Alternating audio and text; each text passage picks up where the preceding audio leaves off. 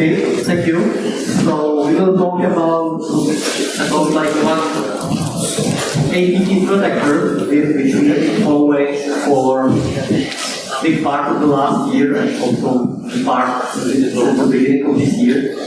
The name of the threat actor is called Muddy Water, and we think they are based here in the Middle East, so I hope it will be interesting for you. So this is the outline of our talk. So in the beginning, the first part will be given by me, and we will be talking about the infection vector, some of the delivery methods, and there is some description of the vectors which threat actor is using for after compromising the whole. And the second part, given by Daniel, will be the composer exploitation tool, and then we will mention the malicious application for Android. The threat actor is known to embed some false flags, so we will show you some examples of these false flags, infrastructure, and we will talk a few words about the target and victim. And also in the last part, we noticed that the threat actor did some mistakes and we were able to spot it or notice it, so we will talk about it. The end. So this threat actor is not like completely new. There have been like first notices or first reports in the September 2017. In this list, there are like few blog posts on the name of some papers which we have seen or read in the past. One of them is ours, and there have been some other reports from other researchers. Remember, this is not the full list. There have been like a few more reports, both by some AI companies and also by some independent researchers. You can see starting in 2017 and over 2018. So now we are starting with the infection vector. So this threat vector starts with sending spear-phishing emails with attachments. And this is the example of the attachment of the screenshot on the right. So there is just email. In this case, it was email sent in February 2018 to someone in Turkish government. So this email was targeting some people in Turkey. And on the right part, you can see that there is some text in Turkish, hash, and attachment with some doc files.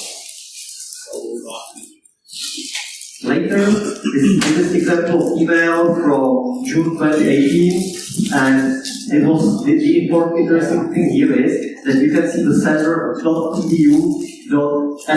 So they hacked someone in education in Saudi Arabian University, and they used this email to spread the malicious attachment. In this case, the attachment is not directly the document, it's just zip file, and the victim has to unzip it or open it, and inside execute the malicious file. Few more examples, this time also from 2019. For some reasons, they started, or we also noticed a few targets in Europe. This one was in Belarus. So again, in the top, in the blur text, you can see the extension of UI for Belarus country. And we also noticed that this was probably sent from the regular account of some victim. So they hacked some law company, one lawyer, and used this account to spread this malicious document. One more case. Here it was interesting that we noticed that it was sent by someone from Belarus again, and it was sent to some military organization. You can see there .mil.ui, the recipient address. And again, there is some document, some text with doc extensions. So what are these documents? So I showed you like 4 examples of four emails with 4 documents. And these documents are usually like weaponized documents which contain some macros.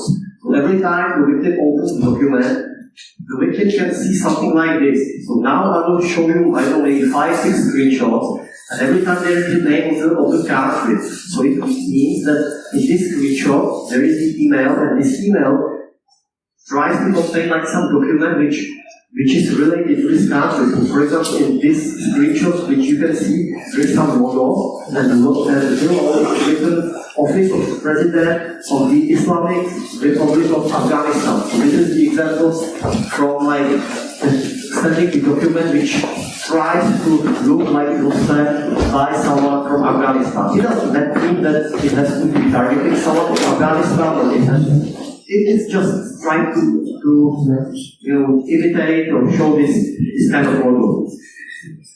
So another case for Azerbaijan, again you can see that the design is kind of similar. There is some text, it's usually blurred. In the middle, to the center part of the document, there is like blue stripe with some text asking for the enabling macros. Case for India, in this case, is some kind of development research institute. This case was like trying to appear to be sent by someone from Iraq, from Israel. You can see this kind of document. We have seen many documents for Jordan. So the left one is some kind of telecommunication company, and the middle one and the right one are some local government organizations. For Lebanon, it's always kind of the similar style. For Pakistan, the left one is some local government organization. The right one is the internet operator. For Saudi Arabia, here we could notice like one thing. If you notice in many of these documents, there is the logo with office, the red logo with office text. This logo was like downloaded or embedded, like there was a link embedded to this logo. So basically, it's not directly in the document. Every time the document is open, this logo gets downloaded from internet, and basically it was like one interesting thing because this logo was pointing to some Indian website, and it was one possible way how to pivot like other related documents. Another country which we noticed was Tajikistan. Again, like examples of the delivery documents with Cyrillic letters, with Cyrillic alphabet. Lots of targets or lots of files were related to Turkey, so the main country of interest. These are the examples for Turkey. And the last document which I will show is like, it was like from this year. It was trying to appear to be related to Uzbekistan. So there will be like a list of there is some amount of documents which try to look like someone's CV, some resume. It's a quick overview of these documents, how they look. And when the victim opens the document and enables the macros, then what happens? So this is a quick overview of all the several like macro documents which we have seen since last like 1.5 years. So every time it starts with macro, then this macro drops something. And it depends when it was. So in the first version, the macro drops with the basic script and PowerShell file, which later executes the main vendor. Starting last year in February, we have seen the combination of SC, which is like Windows scriptlet file, in combination with inf file and PowerShell file, since there was like one technique which I described later. There have been like some cases which included basic technology since March last year. Then for about half year there was like almost no difference in the payload, so it's remained the same.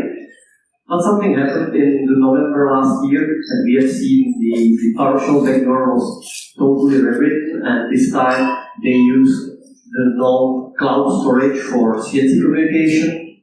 And at the beginning of this year, they used other programming languages like .NET and Delphi, and they used like completely different backdoors than the whole previous year. So this is how the macros look in the beginning. So you can see there are 3 screenshots, and they are like from 3 different files. And every time you can see that there are like some function, another embedded function, and some numbers. And you can see that even though that all the names and all the variables are completely different, it kind of visually looks the same. There are like some embedded functions and also numbers. So this was the way of obfuscation, how the macro looked and how we could easily recognize it. So these macros were really big. It was like a few hundred kilobytes and up to maybe 1 to megabytes. It was like very long, also these numbers, and the whole payload was encoded, something like that. So this macro was executed, and in the first case, it dropped 2 files, like Visual Basic Script. You can see the screenshot in the middle, so it is somehow like obfuscated Visual Basic Script. And this Visual Basic Script executed the second file. It was this PowerShell file, and it looked like this. So it was like involved execution, and there was some base64 encoded compressed text. The second method which I mentioned, SCP and data file. So there's like one trick using this utility called CNSCP. And when using this utility, it took like this inf file, which is this screenshot, and it used this inf file to run this scripted file, which then took this code, which is base 52 encoded code, and it took this code and obfuscated it to get the final PowerShell payload. I will show you later, after I describe all the campaigns, I will show you more details about it. So this was for most of the last year. Since November, we noticed that there was some difference. So there was the malicious document in the beginning, then it dropped DLL file, which is binary. It also dropped like one registry file. This registry file was basically persistent. It just did some modification to the run and startup. And afterward, this DLL file had inside embedded some forward PowerShell code, which is then run. And running this interaction with cloud provider. This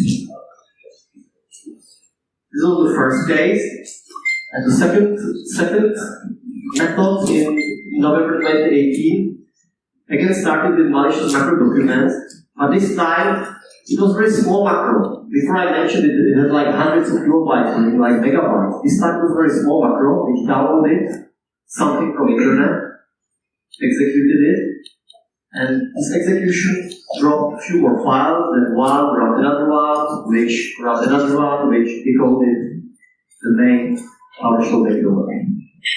And then it interacted with the BFFers and the operators. One more method which we noticed, it was not found by us, we found it in the internet. Someone mentioned there was like one forum in Iran, and they mentioned that on this forum someone was sharing the correct version of Burp Suite, it's like on testing tool.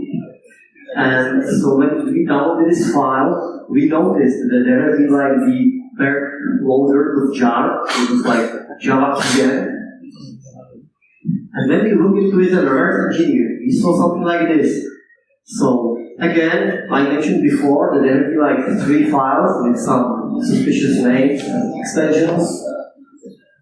And also there are like 2 files with base64 code and some long code which is this base 52 encoding, which I will describe later.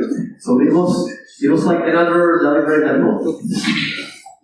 So now we are coming to base 52 encoding. So many of you, or probably all of you, know this base 64 encoding, which is like very typical for everyone. But for this threat actor, we notice that this is kind of very untypical encoding which we have never seen before by anyone using it. So when we were searching on the internet, we found like implementation in Python called Python base hash, which implemented this kind of base 52 with this alphabet. So you can see that there should be 52 letters, but they are not all of them. For example, H is missing, and I is missing, and a few more. So this is like some kind of, I would call it standard alphabet, which we found like its implementation on GitHub somewhere. But this malware is using this kind of alphabet. It starts with left bracket, and there are like all the letters up to this rounded, this square left bracket. So there are like 52 ASCII characters from this one to that one. And this is how the encoding looks. So this is the base 52 encoding with this type of alphabet. So how this decoding works? Like, this is like some math. I will not go to the detail, but too much in detail. But every time the malware takes like the triplets, so every time it takes 3 characters, then it does some computation with each of the characters, and then it computes the result. So these 2 triplets, so every triplet gives you 2 characters in like ASCII code. So this is the way how the malware encodes like 0D08, which is like new line. So this is just an example. There have been more base encoding, because in November 30 last year, we published like one blog post, and we mentioned that they have been using base 52 encoding. And they probably, the threat actor probably reads it, and then we noticed few more encodings. Base 45, base 48, base 40. So it seems that they are reading what others write about them, and they change their tools. So this is the example for base 45 encoding. So again, starting with left bracket, but there should be letter T. There should be only 45 of them. In this case, they always take 5 characters on base 45, and these 5 characters produce 3 characters of ASCII. So this is again like some example of the computation, and here is the code which they use in macros for this encoding. Okay, now it was enough for encoding, and I will talk a little bit about the backdoor. So the main backdoor they used for most of the last year was called power backdoor. And there have been like few, it was not always the same, there have been like few different versions, sometimes they had like different format of URL, sometimes they had different commands, some commands were present in one version, and some commands were not present in another version. So I will just do some kind of like quick overview of commands and everything. So this backdoor was always obfuscated, and there have been like, this style of obfuscation, we would say there's some project on GitHub called involve obfuscation. It was written by I think one researcher, and he did like some tool for obfuscating the PowerShell. So they seem to have either used the same tool or somehow modify it. So they use this obfuscation, which later uses some of these things like base64, zero compression, export, invoke expression. They like a lot of this thing in PowerShell, which is called format string expression. So they take the string, split it into a few places, -f, and they just reorder it. They like to add this thing, this backtick character, which is usually ignored. They randomize function names. So there's lots of obfuscation like this. So for us as researchers, if you want to do the obfuscation, I always try to find these 3 things like IEX, invoke expression, then replace it with this right host command, and just dump it to the file and repeat the process. So sometimes there have been like maybe 3, 4, 5 layers. I think the maximum was like 30 layers in one case, so there was lots of it. Sometimes, like if you see, for example, this thing is also like encoding of the letters IEX or this thing. So basically they take some variable, like command lines or variable, and they take 4, 26, and 25th characters, which are like IEX. They just use it for running or executing the display. So what does the PowerShell debugger do? So this is basically collecting the system information. So it takes like some information about the computer, username, IP, and so on. Then it concatenates everything together and sends it to the CNC server. The commands. Many of the commands are like standard regular commands, like reboot, shutdown, download, upload, normal. In some versions, you notice this command called clean, and it was like removing all the files from drives C, D, E, F. So it was kind of like wiping this or like erasing all the data from the disk. Some commands look like this one, like Excel. They create the instance of Excel application via like some of these methods that they call like DDE, initialize command executed in the context of this process. So all these calls like this Excel and RISC, they use like different instances in PowerShell. They have been taken from some research projects by some researchers who just publish it online and show these methods. Command Outlook. Can you repeat the last part? Yeah, this slide. When you search for these pieces of this code, you can find it like online. Like some researchers like showed that there are some possibilities how to execute the code, right? Bypass and whitelisting, something like that. So these are the commands of the debugger which it used. Another command was Outlook, but in this case it was nothing to do with Outlook. There was like invoking this tool called credential fisher. So there was some tool for phishing credentials. Again, this tool is available like on GitHub, so they try to reuse as many things as possible from internet. Another commands are like self-explanatory for taking screenshot, running command. Interesting command was like called muddy. Probably they call the whole protector muddy water because of this command. It takes some basic Python code and decodes it and runs the payload. About the CNC communication. So they use RSA with small exponents. They take like each of these characters, they just encode it with RSA and just they put there like these numbers you can see here, and they just send it out. And this is the example of encoding. So they have like every time they have the encryption key, there's also the encryption key, modules, computation, and the numbers. So this is the encoded message output. The same for incoming traffic. Again, that's all. So about this CNC communication, so you can see here that this data is in JSON format, and you can have like different kinds of messages, like for example this ID, action, token, image, and so on. The actions, there can be different actions like action register for registering new client with the action screenshot for sending the screenshot. Action command is from CNC server to the victim, the command which should be executed, action upload for uploading files.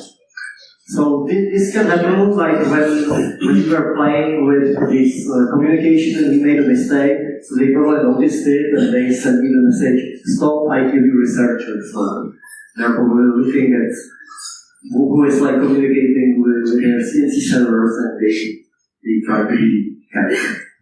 And now I'll go to the second part.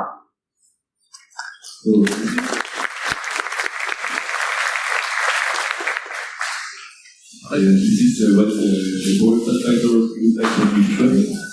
And always this kind of array of strings.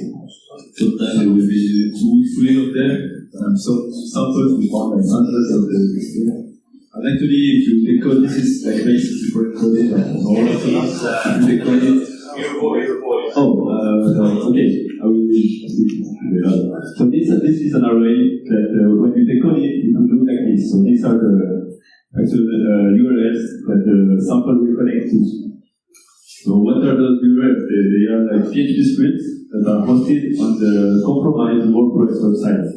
So the attacker will first compromise some website, always hosted in WordPress, will put this PHP script. So the document will, the victim will connect this PHP script on, as we will show you later in the next slide. Actually, it will be some kind of prompt. It will not be the final CNC server. So if the attacker finds a victim interesting, it will send some commands to it, ready to execute. So we found some commands, for example, who am I, or ifconfig/all, irb.h.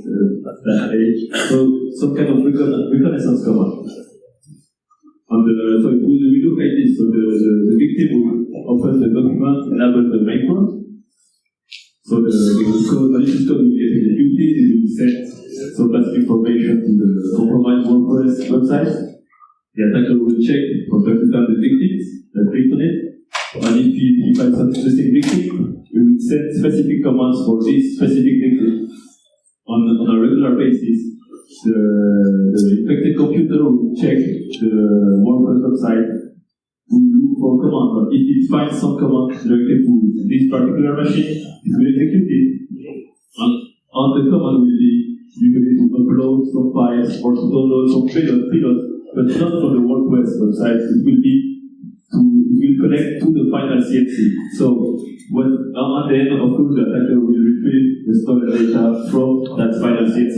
So what is interesting here is that when you get the documents on your analysis, you have no way to know the final CNC server. So it is hidden. You have to monitor, you have to find the final CNC. This is another backdoor, so not the main one, but we call it Power Cloud. It's also written in PowerShell. And the difference here is that it communicates not with a compromised WordPress website, but with a known file storage cloud provider. And so it will use the API from this cloud storage provider. And so there is an access token embedded hard-coded in the sample. And what the malware will do is search for some files with some specific extensions, and it will run the search for them in the cloud provider, and if it finds them, it will execute the command inside. So it looks like this. So again, compromised victims and basic info. So this is like the same as before. Another difference would be that the compromised machine will upload all the files directly to the cloud provider. So the attacker will go to that cloud provider, download the files, and then delete them from the cloud provider. Another backdoor, which is quite important also for end of last year. Now it's written in .NET. It has less commands, so just download, upload, or run code. And it has also some PowerShell script for gathering information, like user machine information, computer name, username, etc., domain name. And this time the CSC will be some dynamic DNS name, dynamic domain name provider. Again, this is the last backdoor that we found, which was different because it was written in Delphi code, Delphi language. And we use query against some dynamic DNS provider, and that will be the CSC, and it will execute PowerShell, which will search for again these files ending with .dat and execute the content of those files. It will also gather information directly from the registry regarding the environment of the machine. We also found a lot of post-implementation tools. So what are those post-implementation tools? This is when the attacker will get his hands on a machine, he will probably want to do some lateral movement. So he will want to go, maybe it is the machine of some secretary, or I don't know, some like person from one specific village in the company. The attacker will try to go to the domain admin, for example. So he will use some other tools that we will push on the first machine and then try to do some lateral movement. So we found some better code support to it. which is some framework in production. Also, the most access tool called Coalic, which is written in JavaScript, so it's quite interesting. On it, you can find in clear text like the CNC final IP address. So this is all available from GitHub, actually, it's public code. We also noticed that the attacker likes Python code, uses a lot of tools written in Python. And then to execute them on the machine, if you use usually Py2exe or PyInstaller, so to pitch these Python tools inside a portable system format that can run on Windows with Python embedded. So those are the name of the tools that we saw. So pentester tools, Unigas to the credentials, Lasagne with the credentials, but also not only from Windows but also from browsers. So this is like the toolkit of the attackers. By doing our research, we also found some Android applications which were malicious. But this shows that the attacker not only will target Windows platform but also mobile platform. So this is some custom code, so it's not one malware. GitHub this time it was written by the attacker. So you can see like the commands will be like get all contact, all devices. So it's clearly some kind of espionage application. By looking at this code, so this is what I saying. You will see the account, the contact, the call logs, etc. Also some kind of geolocation stealing. The CNC in this case were by hard-coded IP addresses. And we also found some strange thing because this application contains like the credential for 8 security appliances. So we actually don't know exactly why they were doing this application, but it still works something. So these are the different names that we found for these APKs. So APKs is the format for these applications. So this gives, of course, an idea of who could be the target in case, for example, we first saw those applications in September of last year. They have been updated like December or beginning of January. And we also could pivot by looking at the code and pivot and find other samples for other malware platforms. So we found this is the application I just showed you, and this is another one which we found later. If you look at it, it has like the same kind of protocol definition. So it expects the same kind of commands. And if you look further on the code structure, when you look at it, it looks for the same structure. So they are definitely related. But this second malware was seen. So before the first one was in April of last year, it had less features, but the constructor was similar. And in this case, it didn't use IP addresses as CNC, but it used the Telegram application, and it was posted all the data in a specific Telegram channel, which was hard-coded in the sample.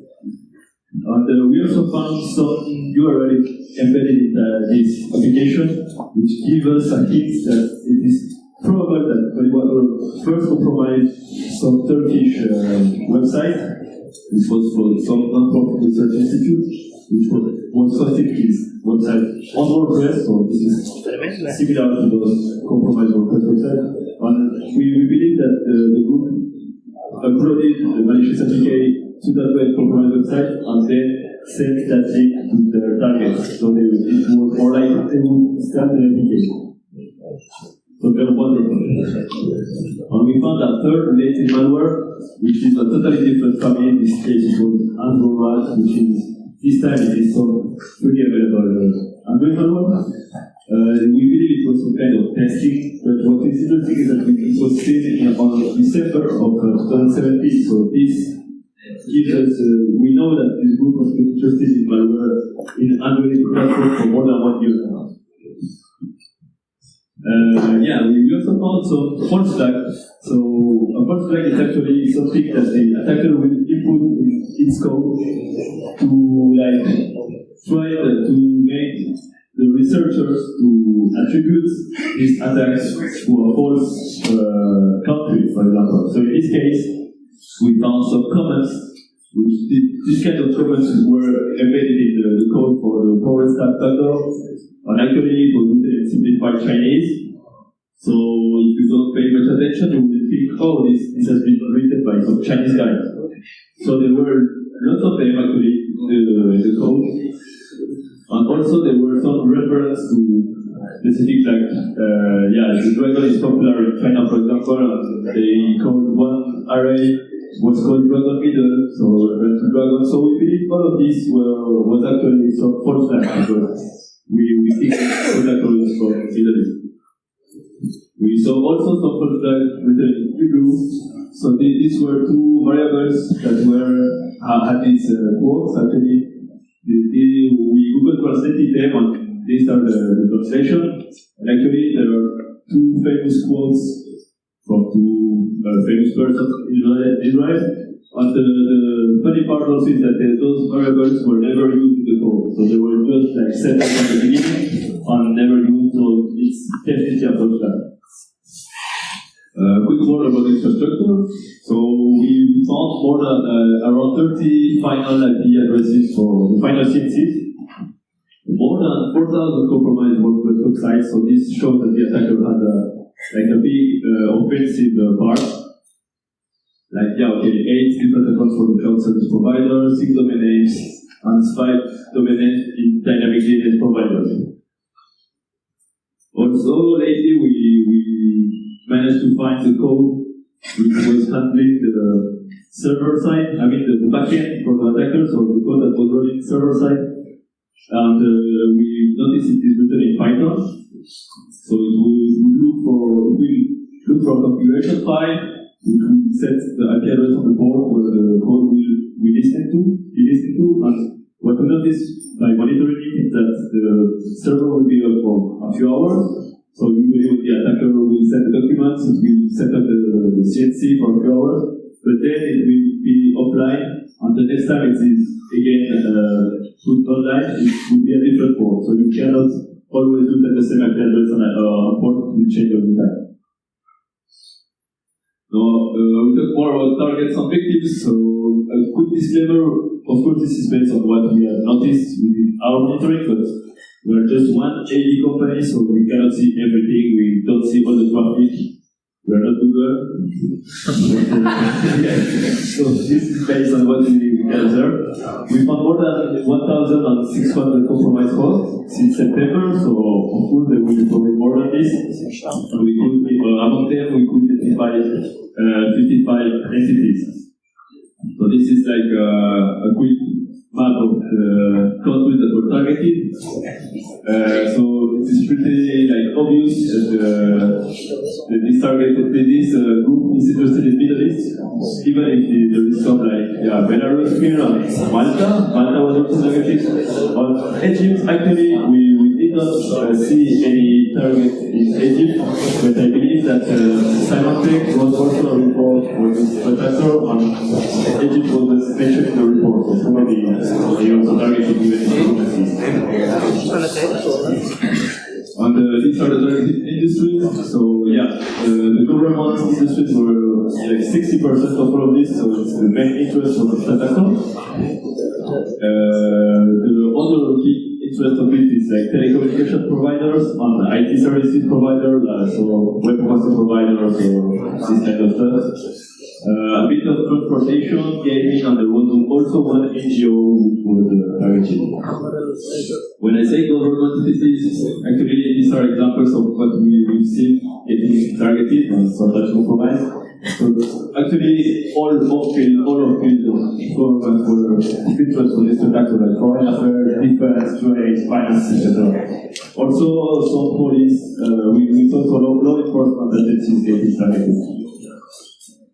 The attackers are human, so they made some mistakes, like we all do.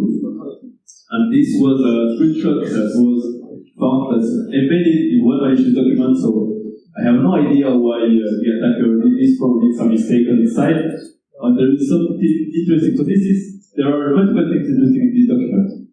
So if you look at it, it's the same structure that J.Horejsi showed you before, with an official logo from some official government ministry or whatever. But if you look closely at here, Well, what we can see here, we can see multiple things. First of all, it's some user called Turk, which actually matches the metadata of the malicious document creator. So it's definitely on the same machine that this PDF file was downloaded and then weaponized. So this shows that anyone group would like download some document from internet and then weaponize it. And if you look at the tabs, here you have the documentation for GoFish. GoFish is some kind of toolkit for raise awareness on phishing issues, so to educate users. And well, in this case, we believe that when one uses this toolkit to perform actual phishing. And the last interesting thing, but not the least, in my opinion, is if you look at here, the Google tab on the right, some Arabic characters. So yeah, probably this guy was on an Arabic computer. So yeah, this is like a summary of what I just said. They also have some bad operational security, so these are some open directories that we could find in their infrastructure. So as you can see, this is pretty recent. These are like malicious documents, and we use weaponized documents actually. Actually, all of them documents are the same one, the same size, the same hash. So yeah, they are not vulnerable, or at least they didn't notice it. On the last weakness was also like weak cryptography. So like all human also, they were lazy. So they use a strong algorithm, which is RSA, but they use very small prime numbers. So the modulus and exponent. So when the algorithm was strong, well, we can factor it because it's small numbers that they use. So they could have done this better. Just for that. So let's go to the conclusion.